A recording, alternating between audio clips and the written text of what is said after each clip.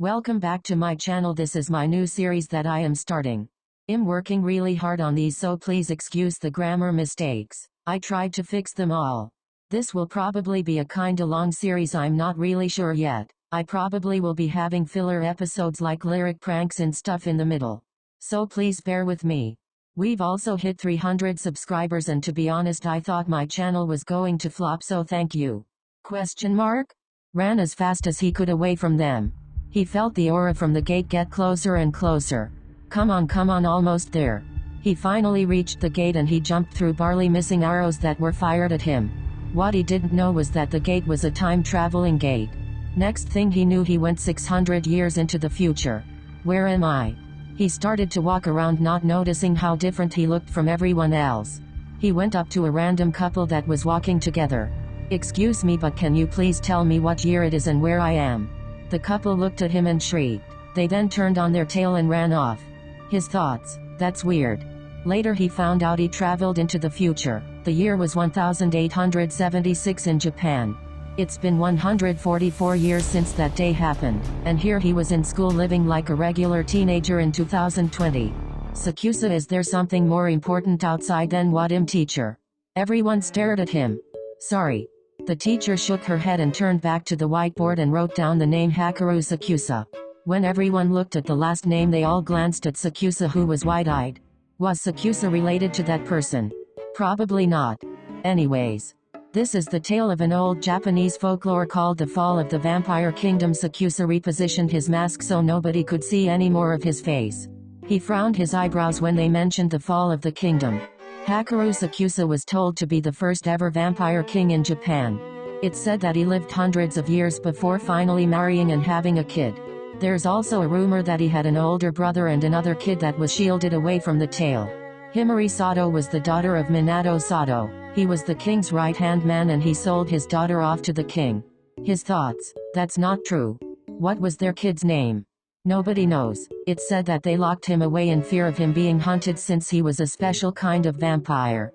He was a pureblood, meaning he was half demon, half vampire. How did that even happen if they were both vampires? It's said that Himari was actually a demon, but to be frank, no one knows the truth. But remember this folklore. His thoughts: the story is all twisted. Anyways, you required to write an essay on the folklore. Remember to wish out volleyball team good luck for nationals tomorrow. After Sakusa finally managed to get out of the horde of fans wishing him luck, he went to the locker room to get ready for volleyball. Sakusa, are you ready for nationals tomorrow? Sakusa jumped at the voice of his cousin. Yeah. Komori smirked and moved a bit closer to Sakusa. I bet you're excited to see your little boyfriend from the training camp. He's not my boyfriend. Right, so you two totally weren't making out in the bathrooms at the camp? Sakusa went quiet. Exactly, anyway, so let's go before Lazuna comes to look for us. The two exited the locker room and joined their team for practice. Halfway through the practice, Sakusa started to get pains throughout his whole body.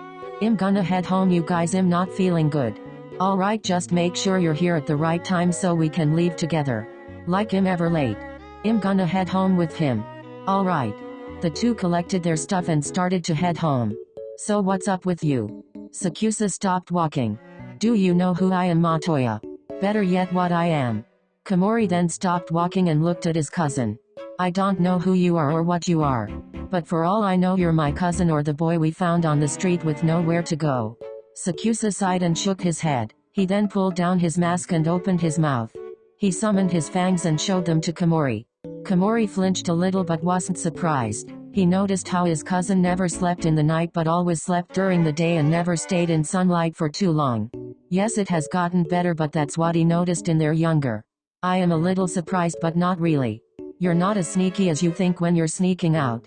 My parents probably haven't realized, but I have. I thought I was doing a good job at being secretive. The two started walking towards their house. So when you're out, you went out for blood? Basically, yeah.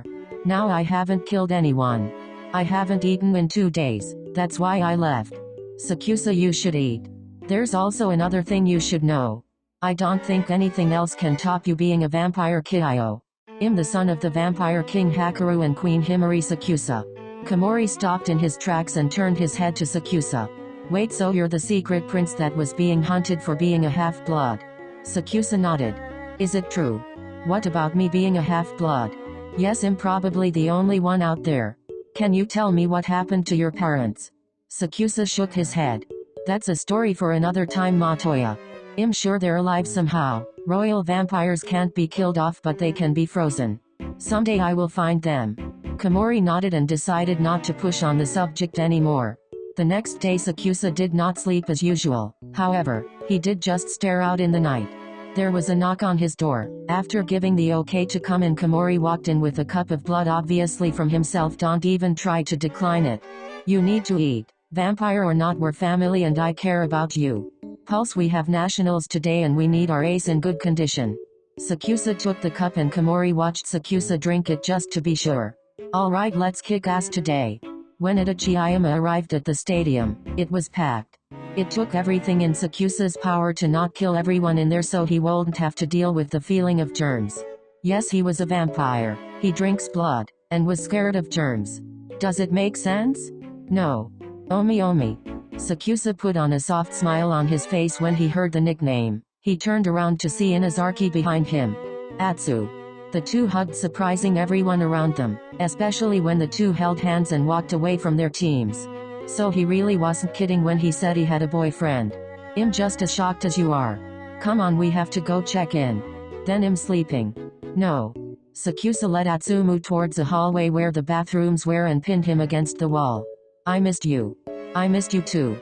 Wait, are you Omi-kun like my Omi? Because Sakusa Kiyumi would not admit to that.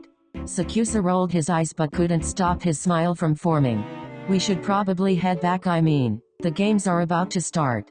Yeah, remind me to add you to this volleyball group chat later. Oh, that? I'm already in it, but I muted. Omi, it's really fun in there. Try talking once in a while. Just for you, Atsu. Atsumu smiled and pulled Sakusa into a kiss. Before it could get heated, there was an obvious fake couch. The two parted with them both looking equally annoyed. None of that, please. Yet I feel like I need to bleach my eyes. Just to spite their captains, the two kissed again before leaving. You two are honestly disgusting. Could be you and Aaron-kun, but no. Shut it before I lecture you.